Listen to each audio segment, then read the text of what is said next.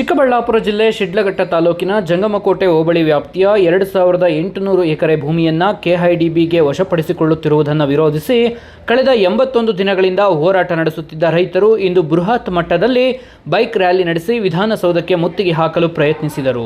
ಸುಮಾರು 10,000ಕ್ಕಿಂತ ಹೆಚ್ಚು ಬೈಕ್ಗಳ ಮೂಲಕ ತೆರಳಿದ್ದ ರೈತರನ್ನ ನೂರಾರು ಪೊಲೀಸರ ಸಮ್ಮುಖದಲ್ಲಿ ತಡೆದು ನಿಲ್ಲಿಸಿದರು. ಇದರಿಂದ ರೊಚ್ಚಿಗೆದ್ದ ರೈತರು ರಸ್ತೆಯಲ್ಲಿಯೇ ಕುಳಿತು ಪ್ರತಿಭಟನೆ ನಡೆಸಿದರು. ನಾವು ನಮ್ಮ ಪ್ರಾಣ ಬೇಕಾದರೂ ಕೊಡುತ್ತೇವೆ, ಫಲವತ್ತಾದ ಭೂಮಿಯನ್ನು ಕೈಗಾರಿಕೆಗಳಿಗೆ ನೀಡೋದಿಲ್ಲ ಎಂದು ಆಗ್ರಹಿಸಿ ಇಂದು ಸಾವಿರಾರು ಸಂಖ್ಯೆಯಲ್ಲಿ ರೈತರು ಬೃಹತ್ ರ್ಯಾಲಿ ನಡೆಸಿದರು.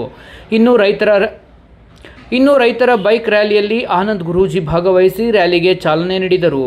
ಬಿಜೆಪಿ ಮುಖಂಡ ಸಿಕ್ಕಲ್ ರಾಮಚಂದ್ರೇಗೌಡ, ರಾಜ್ಯ ರೈತ ಸಂಘ ಹಾಗೂ ಹಸಿರು ಸೇನೆ ರಾಜ್ಯಾಧ್ಯಕ್ಷ ಕೋಡಿಹಳ್ಳಿ ಚಂದ್ರಶೇಖರ್ ಸೇರಿದಂತೆ ಅನೇಕ ಮುಖಂಡರು ಭಾಗವಹಿಸಿದ್ದರು.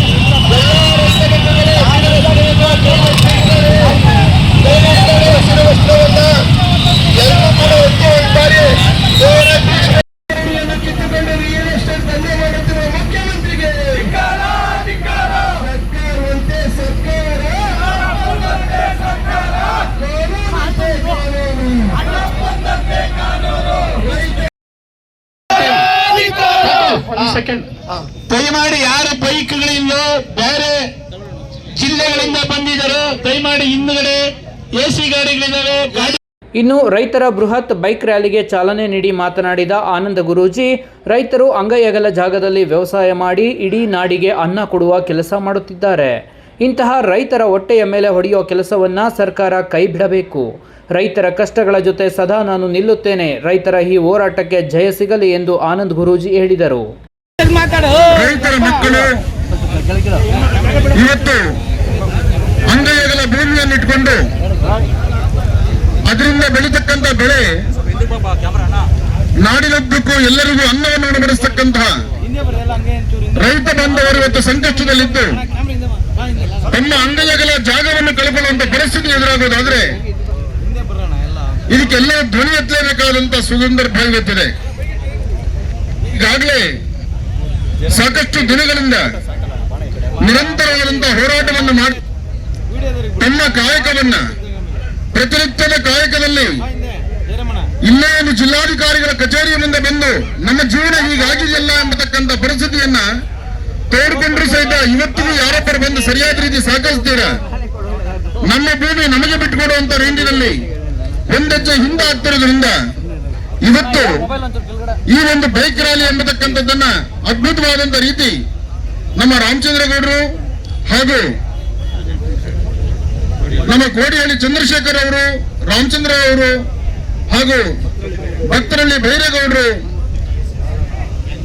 ಮೂರ್ತಿರವರು, ಮೂರ್ತಿರವರು, ಹೀಗೆ ರಾಜಣ್ಣವರು, ರೈತ ಬಾಂಧವರು ಒಟ್ಟಾಗಿ ಹೇಳಬೇಕಂದ್ರೆ ಎಲ್ಲಾ ರೈತ ಬಾಂಧವರು, ಎಲ್ಲಾ ಪತ್ರಿಕಾ ಮಾಧ್ಯಮದ ಮಿತ್ರರು ಹಾಗೂ ಎಲ್ಲ ಜನ ಸರ್ಕಾರದ ಪೊಲೀಸ್ ಸಿಬ್ಬಂದಿ ಸಹಿತ ಇದರಲ್ಲಿದ್ದಾರೆ. ತಪ್ಪೇನಿಲ್ಲ. ಯಾಕೆಂದ್ರೆ ಪೊಲೀಸ್ ಸಿಬ್ಬಂದಿಯವರು ಅವ್ರದ್ದು ಜಾತಿ ಇದೆ, ಆದ್ರೆ ಕಾಯಕ ಕರ್ತವ್ಯ ಮಾಡಬೇಕಾಗಿದೆ.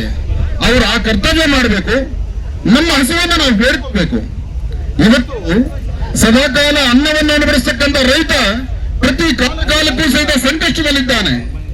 ಆ ರೈತರ ಸಂಕಷ್ಟವನ್ನ ನೋಡಿ ಎಲ್ಲ ಒಂದು ಕಡೆ ಮರೆಮಾಚಿಕೊಂಡು ಹೋಗಿದ್ದೀರಾ. ಅವರಿಗೆ ಬೇಕಾದ ಸವಲತ್ತನ್ನು ಒದಗಿಸಬೇಕಾದ್ದು ನ್ಯಾಯಬದ್ಧವಾದಂತಹ ಧರ್ಮವಿದೆ. ಆ ಧರ್ಮ ಜಾಗೃತಿಗೋಸ್ಕರ ಇವತ್ತು ನಿಮಗೆ ಆನಂದ ಸಹಿತ ನಿಮ್ಮೊಂದಿಗೆ ಬಂದಿದ್ದಾರೆ. ಇನ್ನ ಸಮಯ ಮುಂದೆ ಹೋಗೋದು ಬೇಡ, ಒಳ್ಳೆ ಸಮಯ ಶುರು ಮಾಡೋಣ. ನ್ಯಾಯಬದ್ಧವಾದಂತಹ ನಿಲುವು ತೀರ್ಮಾನಕ್ಕೆ ಹೋರಾಟ ನಡೆಸೋಣ. ನಮ್ಮ ಮುನಿಸ್ವಾಮಿ ಅವರು, ಮುನಿ ವೆಂಕಟಸ್ವಾಮಿ ಅವರಿಂದ ಬಂದುಕೊಂಡು ಎಲ್ಲರೂ ಸೇರಿ ನಡೆಸಿರ್ತಕ್ಕಂಥ ಈ ಅದ್ಭುತವಾದ ಕಾಯಕಕ್ಕೆ ಸದಾಕಾಲ ನಾನು ನಿಮ್ಮ ಜೊತೆಲಿದ್ದೇನೆ. ಒಳ್ಳೆಯದಾಗಲಿ. ಜೈ ಕಿಸಾನ್, ಜೈ ಜವಾನ್. ಇನ್ನು ಶಿಡ್ಲಘಟ್ಟ ತಾಲೂಕಿನಿಂದ ಬೈಕ್ ರ್ಯಾಲಿಗೆ ತೆರಳಿದವರಿಗೆ ಬಿಜೆಪಿ ಜಿಲ್ಲಾಧ್ಯಕ್ಷ ಸಿಕಲ್ ರಾಮಚಂದ್ರೇಗೌಡ ಹೆಲ್ಮೆಟ್ ವಿತರಣೆ ಮಾಡಿದರು. ನಂತರ ಮಾತನಾಡಿದ ಅವರು, ಈ ಸರ್ಕಾರಕ್ಕೆ ನಾಚಿಕೆ ಮಾನ ಮರ್ಯಾದೆ ಇಲ್ಲ. ಇವರಿಗೇನಾದರೂ ಮಾನ ಮರ್ಯಾದೆ ಇದ್ದರೆ ಈ ಕೂಡಲೇ ಈ ಭಾಗದ ರೈತರ ಜಮೀನುಗಳ ಸ್ವಾಧೀನವನ್ನು ಹಿಂಪಡೆಯಲಿ. ರೈತರು ತಮ್ಮ ಭೂಮಿಯನ್ನು ಉಳಿಸಿಕೊಳ್ಳಲು ಕಳೆದ 3 ತಿಂಗಳಿನಿಂದ ಇಲ್ಲಿ ಧರಣಿ ನಡೆಸುತ್ತಿದ್ದಾರೆ. ಆದರೆ ಸರ್ಕಾರಕ್ಕಾಗಲಿ ಅಧಿಕಾರಿಗಳಿಗಾಗಲಿ ಕಿವಿ ಕೇಳಿಸದಂತೆ ನಡೆದುಕೊಳ್ಳುತ್ತಿದ್ದಾರೆ. ಭೂ ಸ್ವಾಧೀನ ಕೈ ಬಿಡದೇ ಇದ್ದಲ್ಲಿ ಉಗ್ರ ಹೋರಾಟ ಮಾಡುವುದಾಗಿ ಸಿಕಲ್ ರಾಮಚಂದ್ರೇಗೌಡ ತಿಳಿಸಿದರು. ಉಳಿಬೇಕು ಅಂತಕ್ಕಂಥದ್ದು ಏನು ಮಾಡ್ತಾ ಇದ್ದಾರೆ, ಅದೇ ರೀತಿ ರೈತರು ಅವರ ಭೂಮಿಗಳನ್ನ ಉಳಿಸ್ಕೊಳ್ಳೋದಕ್ಕೆ ಬೀದಿಯಲ್ಲಿ ಕೂತ್ಕೊಂಡು ಸರ್ಕಾರಕ್ಕೆ 3 ತಿಂಗಳಿಂದ ಕೂತ್ಕೊಂಡು ಎಷ್ಟೇ ಜನ ಹೇಳಿದ್ರು, ಎಷ್ಟೇ ಸಂಘಟನೆಗಳು ಹೇಳಿದ್ರು, ರೈತರು ಕೂಗಾಡಿದ್ರು ಕೂಡ ಸರ್ಕಾರದಲ್ಲಿರ್ತಕ್ಕಂಥ ಅಧಿಕಾರಿಗಳಿಗೆ ಇದುವರೆಗೂ ಕಿವಿ ಒಳಗಡೆಗೆ ಕಣ್ಣುಗಳಿಗೆ ಕಣ್ಣು ಕಾಣಿಸ್ತಾ ಇಲ್ಲ, ಕಿವಿ ಕೇಳಿಸ್ತಾ ಇಲ್ಲ. ಏನು ರೈತರು ಇವತ್ತು ಏನು ಬೆಳೀತಕ್ಕಂಥ ಬೆಳೆನ ನಿಲ್ಲಿಸಿದ್ರು ಅಂತೇಳಿ ಇಡೀ ದೇಶನೇ ಹಸಿವಿನಿಂದ ಮಳಗಬೇಕಾಗತ್ತೆ. ರೈತರಿಗಾಗಿ ಯಾವುದೇ ಒಂದು ಕಾಯ್ದೆನ ತರ್ತಕ್ಕಂಥದ್ದು ಸರ್ಕಾರದಲ್ಲಿ ಇರ್ತಕ್ಕಂಥವ್ರಿಗೆ ಒಂದೇ ಒಂದು ಉದ್ದೇಶವಾಗಿ ಬರ್ತಕ್ಕಂಥ ಸರ್ಕಾರಗಳು ಮಾಡ್ತಾ ಇಲ್ಲ. ಆದ್ರೆ ಇವತ್ತು ನಮ್ಮ ಚಿಕ್ಕಬಳ್ಳಾಪುರ ಜಿಲ್ಲೆಯ ಶಿಡ್ಲಘಟ್ಟ ವಿಧಾನಸಭಾ ಕ್ಷೇತ್ರ ಏನು ಜಂಗಮಕೋಟೆಯಲ್ಲಿ 13 ಹಳ್ಳಿಯಲ್ಲಿ ಫಲವತ್ತಾದ ಭೂಮಿಯನ್ನ KDBಗೆ ತಗೋಬೇಡಿ ಅಂತ ರೈತರು DC ಆಫೀಸ್ 3 ತಿಂಗಳಿಂದ ಮನೆ ಬಿಟ್ಟು ದನ ಕರುಗಳನ್ನು ಇಲ್ಲಿ ಕಟ್ಟಾಕೊಂಡು ವಾಸ ಮಾಡ್ತಾ ಇದ್ದಾರೆ. ಆದ್ರೆ ಇಲ್ಲಿರ್ತಕ್ಕಂಥ DC ಆಗ್ಲಿ, ಅಧಿಕಾರಿಗಳಾಗ್ಲಿ, ರಾಜ್ಯ ಸರ್ಕಾರದ ಮಂತ್ರಿಗಳಾಗ್ಲಿ ಇದುವರೆಗೆ ಯಾರೂ ಇದ್ರ ಬಗ್ಗೆ ಚಕಾರ ಹಾಕ್ತಾ ಇಲ್ಲ, ನೋಡ್ತಾ ಇಲ್ಲ. ಅದರವಾಗಿ ಉಗ್ರವಾಗಿ ಹೋರಾಟ ನಡೆಸ್ತಕ್ಕಂಥ ಮುಂದಿನ ದಿನಗಳು ಬರ್ತದೆ. ಇದೇ ತರ ಆದ್ರೆ ಎಲ್ಲರೂ ಸಾವಧಾನವಾಗಿ ಇವತ್ತೇನು ಎಲ್ಲ ಕೂತು ಸರ್ಕಾರಕ್ಕೆ ಏನು ಗಮನ ಸೆಳೆಬೇಕಂತ ಕಾರ್ಯಕ್ರಮ ಮಾಡ್ತಾ ಇದ್ದಾರೆ.